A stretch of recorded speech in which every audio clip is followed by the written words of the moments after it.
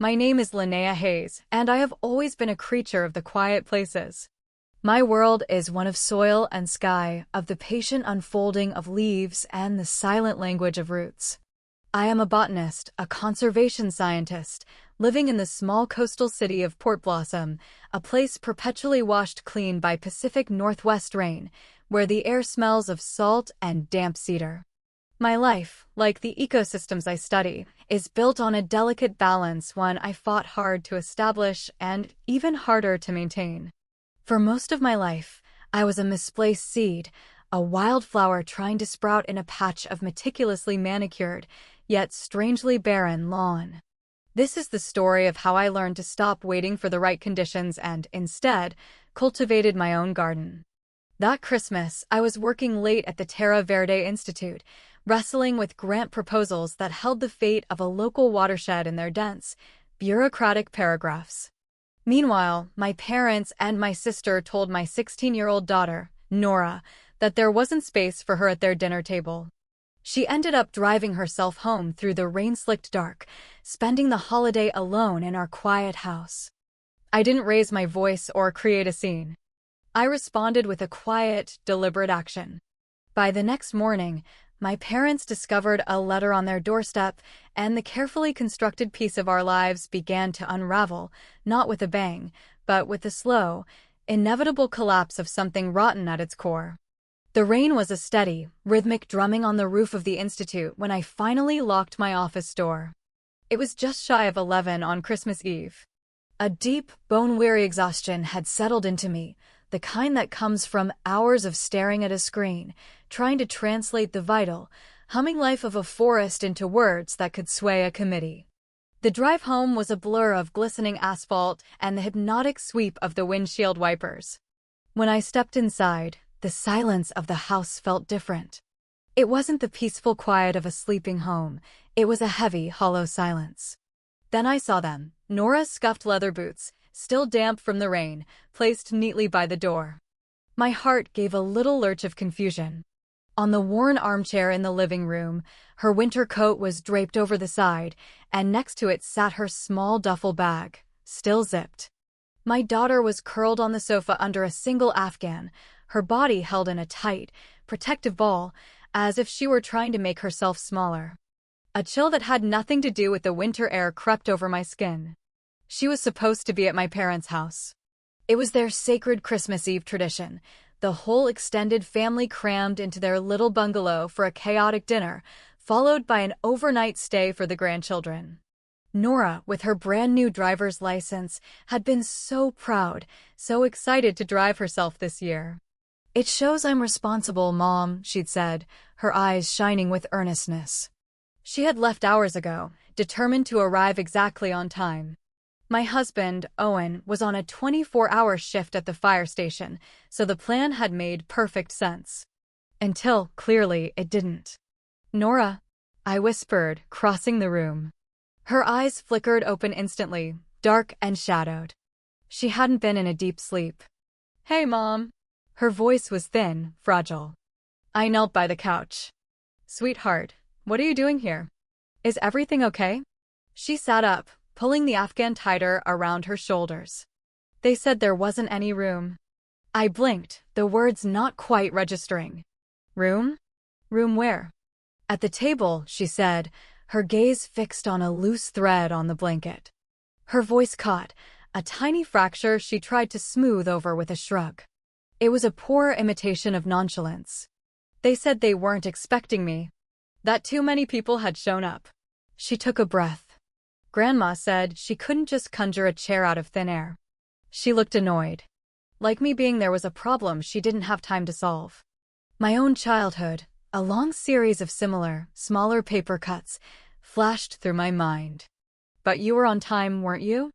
To the minute, she confirmed, a dry, humorless laugh escaping her lips. Grandma opened the door and just stared at me for a second, like she couldn't place me.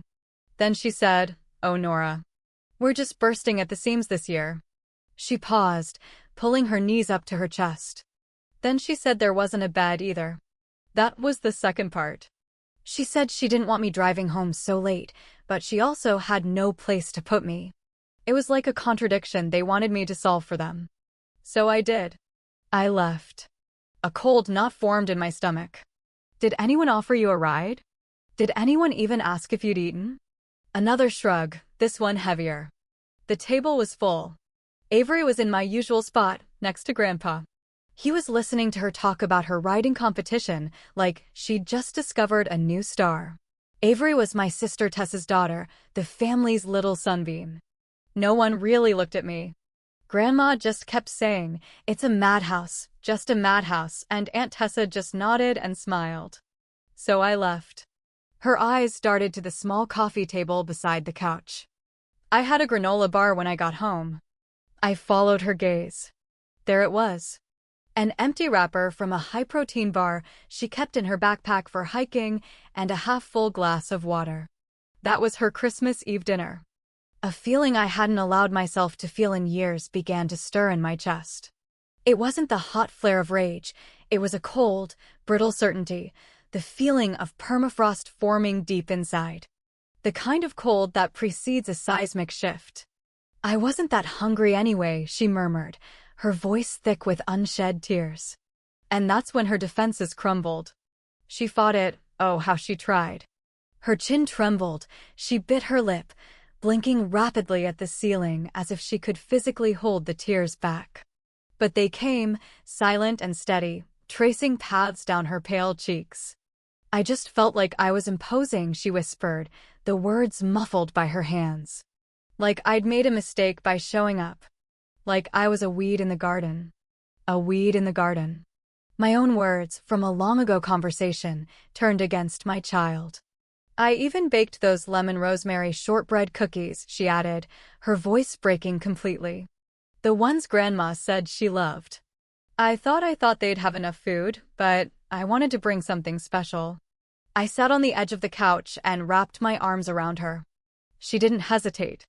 She collapsed against me, her body surrendering a tension she must have been holding since the moment my mother opened that door. She felt so small, all her 16 years of growing confidence undone by a single, casual act of exclusion. After a long while, she wiped her face on the sleeve of her sweater. "I know they don't really get you, Mom," she said, her voice raspy. "But I thought," she trailed off. "You thought you were just the granddaughter," I finished for her, my own voice tight. "You thought you were separate from all that." She nodded against my shoulder. "They didn't even say it in a mean way," she added, a note of genuine confusion in her voice. "It was all very practical. Like I was a piece of furniture they couldn't fit. A folding chair they didn't have." I didn't go to bed that night. After Nora finally drifted into a real, exhausted sleep in her own room, I went back to the living room. I picked up her duffel bag. It was packed with the care and precision of a teenage girl trying to do everything right. The sweater my mother had once complimented, a book to read before bed, the small, beautifully wrapped gifts for her younger cousins.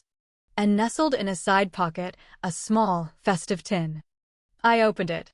The lemon rosemary shortbread cookies, arranged in a perfect circle on a piece of wax paper. I went into our kitchen and opened the fridge. It was nearly empty, stocked only with the basics: milk, eggs, some yogurt. We hadn't planned a backup Christmas. Why would we? We had trusted them. That was the part one couldn't get past. It wasn't the rejection, or the lack of food, or even the fact that they'd let my daughter drive home alone and upset in the dark. It was the breathtakingly simple cruelty of it. They had looked this sweet, earnest, brave girl in the Aisa girl who had shown up on time with a gift she'd made herself and told her, in a house filled with nearly 30 people, that there was no room for her. They didn't mean there was no physical space. They meant there was no space for her. She was not a priority. She was an inconvenience. She was, in the cold calculus of their family hierarchy, disposable. Owen came home just as the first gray light of Christmas morning was filtering through the clouds. Nora was still asleep. I told him everything, my voice low and steady, recounting the details without emotion, like I was presenting a field report. He stood by the kitchen counter, his firefighter's uniform still smelling faintly of smoke, and listened without a word. When I finished, the silence in the room was absolute. Finally, he spoke, his voice rough with fatigue and anger. "So, Linnea, what are we going to do?" I didn't answer him then. But in the quiet, frozen landscape of my heart, the path forward was already clear. There is a difference between turning the other cheek and watching your child be turned away. They had made their choice. Now, I would make mine. I wouldn't yell or cry or demand an apology. I would simply change the ecosystem. To understand my decision, you have to understand the soil in which I was planted. I can't recall the first time I was labeled the quiet one or the serious one because it feels like I was born with those tags already attached.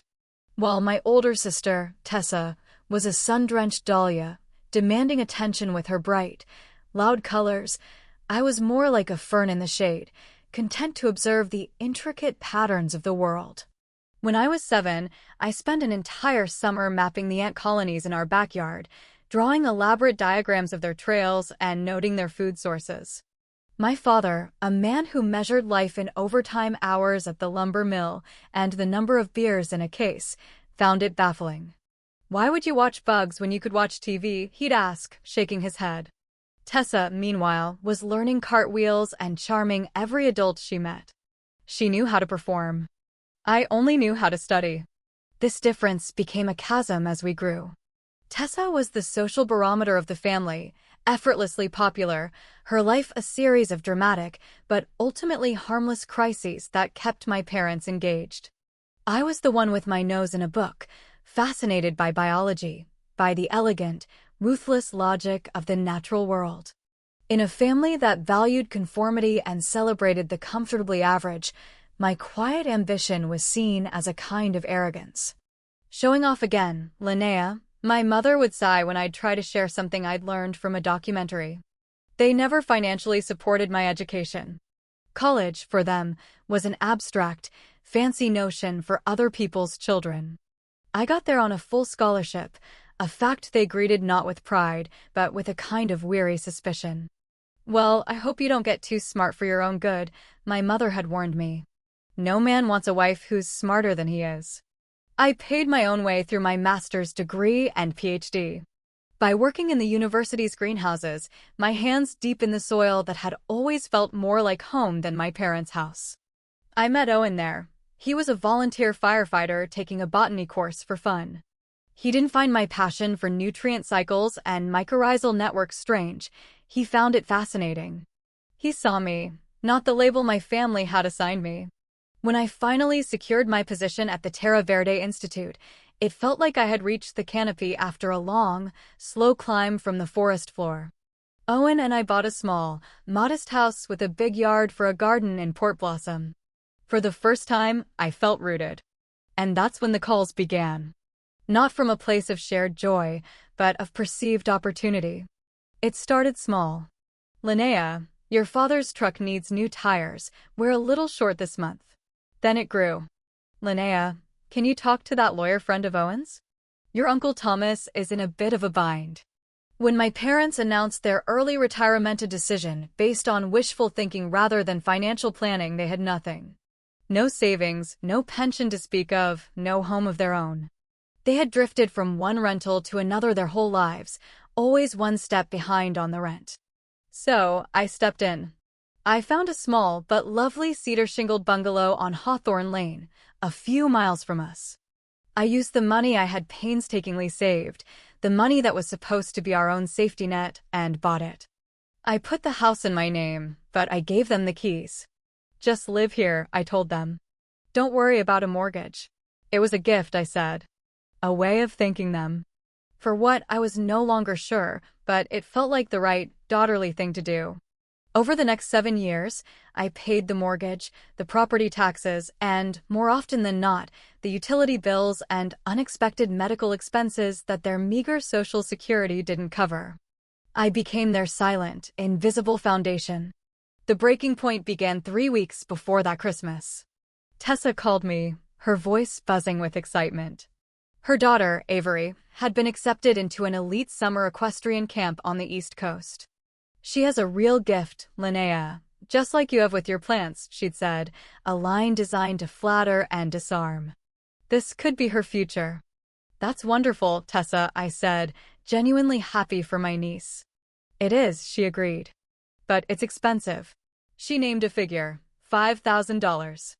We just can't swing it right now. But I thought, with all you do for Mom and Dad, you understand the importance of investing in family. You, of all people. And there it was. The gentle pressure, the casual assumption. My daughter, Nora, had never asked for anything like that. Her passions were quieter, less expensive.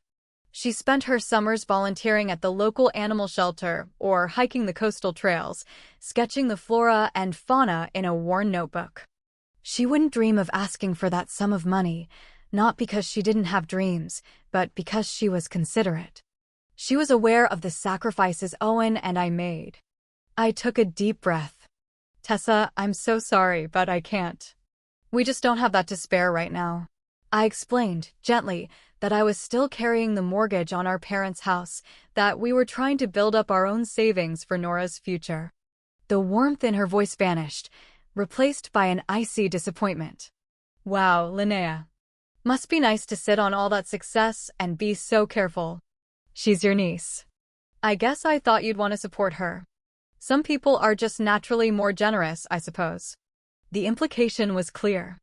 I wasn't just saying no, I was failing a moral test. A week later, on a call with my mother, I overheard her in the background talking to my father. Tessa's right, she'd murmured, not realizing I could hear. Linnea's always been selfish with her success. It's like she's hoarding it.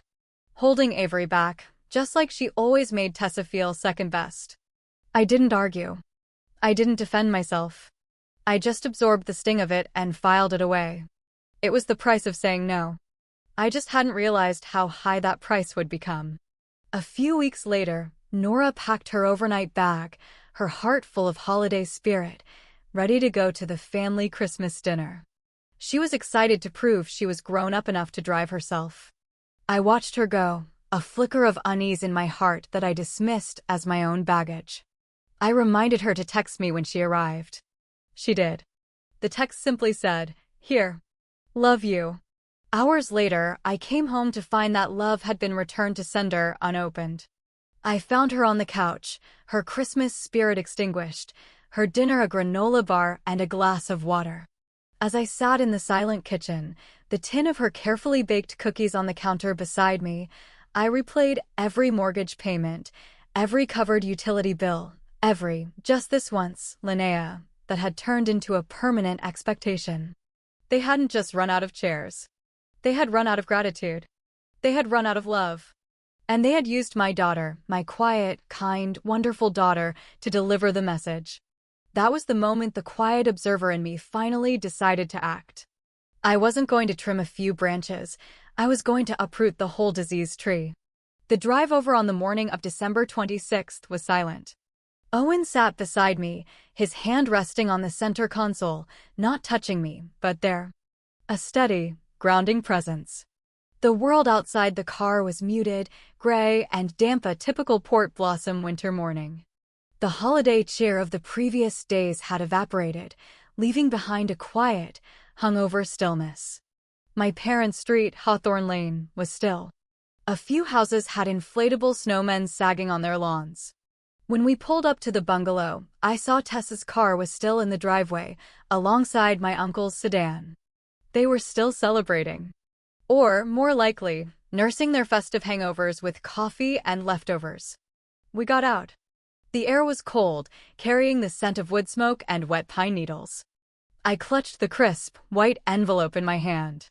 Inside was a letter I had written before dawn, my words calm, clear, and unambiguous. It wasn't an eviction notice, not yet. It was a notification. A statement of fact. It explained that, as the owner of the property, I would be preparing the house for sale in the new year. It stated that my financial support for their mortgage and all other household expenses would cease in 60 days, giving them time to make alternative arrangements. There was no anger in the letter, no mention of Christmas Eve. It was as detached and professional as a field study. I rang the doorbell. I could hear the faint murmur of voices inside, a television playing. I waited. No one came. I rang it again, then knocked firmly. The silence from within felt deliberate. "Let's just leave it, Linnea," Owen said softly from beside me. I nodded, a tight, painful knot in my throat. I didn't want a confrontation.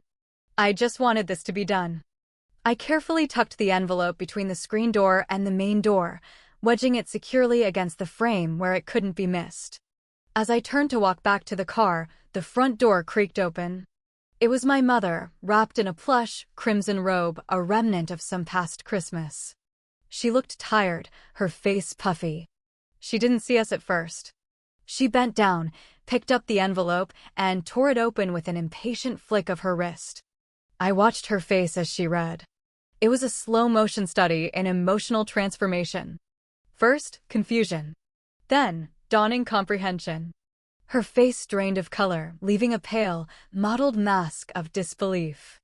And then, her expression hardened into pure, unadulterated fury. "David." Her voice was a shrill crack in the morning quiet. "David, get out here. You won't believe what she's done."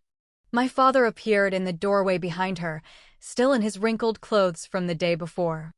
Tessa followed, holding a coffee mug, her face a mask of sleepy curiosity. My mother's arm shot out, pointing at me down the driveway as if I were a vandal she'd caught in the act. "She's throwing us out. Your daughter is throwing her own parents out onto the street." "What the hell, Linnea?" my father bellowed, his voice thick with outrage. We were already in the car. I started the engine and pulled away from the curb as my mother's voice rose into a string of accusations, the words ungrateful and heartless, chasing us down the street. I didn't look back. The phone started buzzing before we were even halfway home. I ignored it. It buzzed again. And again. On the fifth call, I saw Tessa's name and finally answered, putting it on speaker. "Are you insane?" she shrieked, no preamble, no hello. "You've completely lost your mind. After everything they've done for you, you pull a stunt like this on the day after Christmas? What is wrong with you?" "Tessa," I began, my voice even. "This has nothing to do with." "Don't you dare," she cut me off. "Mama's in tears. Dad looks like he's going to have a heart attack. You are tearing this family apart over God knows what petty grievance you've been nursing this time." Notably, she didn't mention Nora. No one did. Not in the furious texts that followed. Not in the 3 voicemails my father left, each one more blustering and threatening than the last. "If you go through with this, you're no daughter of ours," was the final, booming sign-off. They didn't ask why. They didn't ask what had happened. They didn't even acknowledge that my child had been turned away from their door less than 36 hours earlier. Her pain, her humiliation, was so insignificant it didn't even register as a possible cause. My action was, in their eyes, a spontaneous act of malice, born from the flawed, selfish court they had always believed was my true nature. I turned my phone off. The next morning, there was a sharp, insistent knock at our front door. I looked through the peephole. It was my mother. She stood on my porch, still wearing the same crimson robe, clutching the now crumpled letter from yesterday. I opened the door but stood in the entryway, blocking her path. "You're really going to do this?" she hissed, her eyes blazing. "After all we've sacrificed for you?" The quiet patience I had cultivated my whole life held steady. "What sacrifices are you referring to, Mom? The house I bought for you? The mortgage I've paid for 7 years? The medical bills I cover?" She flinched, a flicker of something shame, maybe in her eyes before it was extinguished by indignation. "We raised you. We put a roof over your head. You wouldn't let my daughter sit at your table," I said, the words falling like stones into the space between us. That stopped her, but only for a second. "Oh, don't be so dramatic, Linnea. It was a misunderstanding. We were overwhelmed. There weren't enough chairs." "There were 28 chairs," I replied softly. "You had room for the neighbors from down the street, but not for your own granddaughter." Her lips pressed into a thin, white line. She saw she was losing ground on that front, so she changed tactics. "You're the one destroying this family. Threatening your own elderly parents. You should be ashamed." She held up the crumpled letter like it was a weapon. Then, in a gesture of pure theatrical defiance, she ripped it in half, then in half again, and let the pieces flutter to the porch floor. "There," she said, a triumphant, almost manic smile on her face. "It's done. This whole ridiculous tantrum is over.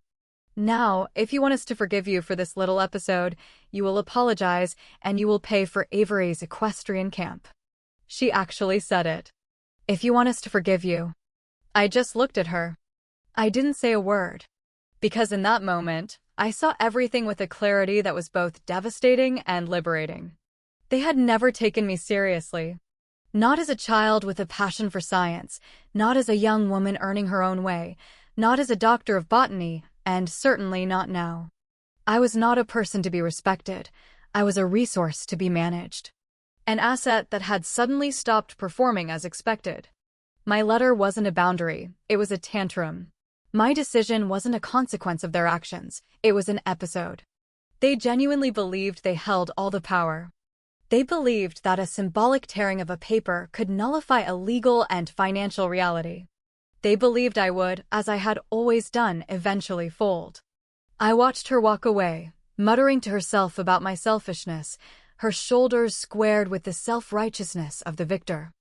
I quietly closed the door, picked up the torn pieces of the letter, and went to the phone to call a lawyer. The ecosystem was about to experience a controlled burn. 2 days later, I was sitting in the quiet, wood-paneled office of a man named Mr. Caldwell, a lawyer who specialized in property law. He had kind eyes, but a no-nonsense demeanor. I laid out the entire history, the deed to the house in my name, 7 years of mortgage statements and property tax receipts I'd paid, and a folder of bank transfers for utilities and other expenses. I told him about the letter and my mother's dramatic destruction of it. He listened without interruption, occasionally making a note on a legal pad. When I finished, he looked at me over the top of his glasses. "So, you're ready to proceed with a formal, legal eviction notice?" It wasn't a question. "Yes," I said, my voice clear. "I am." The official 60-day notice was served by a process server the next day. This one couldn't be torn up and dismissed. It was registered with the courts. The calls and texts from my family started again, a furious, desperate barrage. I didn't answer. I set up a filter on my email and my phone. Their voices were silenced, not out of spite, but for my own preservation. I continued to pay the mortgage on the bungalow. I wasn't going to ruin my own credit over this, but everything else stopped. The automatic transfers for the electricity, the water, the cable, the internet. All of it canceled. I was no longer their invisible safety net. About 2 weeks into the 60-day period, my Aunt Helen, my mother's younger sister, showed up at my door. She was the family's gentle mediator, the one who always tried to smooth things over. She came bearing a tin of her famous molasses cookies and a look of pained concern. "Linnea, honey, can we just talk?" she asked softly. I let her in. We sat at my kitchen table, the scent of Owen's morning coffee still lingering in the air. "This just doesn't sound like you," she began, her voice full of gentle reproach. "Throwing your own parents out. Your mother is beside herself. She says it came out of nowhere." I looked at her, my kind, well-meaning aunt who had been fed only one side of the story. I took a deep breath and, for the first time, I told someone in my family everything. Not just about Christmas Eve, but about the years of financial dependency, the casual dismissal of my life and my work, the constant, subtle erosion of my self-worth. I told her about the expectation that I should fund Avery's camp after turning my own daughter away. As I spoke, I watched the expression on her face shift from sympathetic concern for my parents to a dawning, horrified understanding. They really told Nora there was no room for her?" she asked, her voice barely a whisper. "They did, Helen. And not one of them, not my mother, my father, or my sister, has so much as mentioned her name to me since. Their only concern is that their free ride is ending." She left an hour later, the tin of cookies untouched on my table. She looked pale and shaken, like someone who had just looked behind a familiar, beloved painting and found a wall full of cracks. A few days later, I received a short text from her. I never knew the whole story. I'm so sorry, Linnea. It was the first validation I had received from any of them. The 60 days came and went. My parents made no move to leave. They were calling my bluff, certain I wouldn't go through with the final step. They're still there, Mr. Caldwell informed me over the phone on the final day. We can now file for a writ of possession. The sheriff's department will enforce it. Before we do that, I said, an idea solidifying in my mind, I want to put the house on the market. I listed the bungalow that same afternoon. I priced it fairly, not aggressively. I wasn't trying to make a profit. I was trying to sever a tie. Within a week, a young family with 2 small children made a full-price offer. Their only condition was a standard one, vacant possession upon closing. The house had to be empty. I did not go on the day the sheriff's deputies arrived to enforce the court order. I couldn't. Owen and I took Nora and drove up the coast for the day, hiking through the misty trails of a state park. I didn't need to see their humiliation. This was never about punishment. It was about consequence. As expected, Tessa took them in. It was the perfect opportunity for her to perform the role of the devoted, compassionate daughter, a stark contrast to her cold, heartless sister. She posted veiled comments on social media about family being everything and caring for your elders no matter what. The family grapevine buzzed with her martyrdom. It lasted less than a month.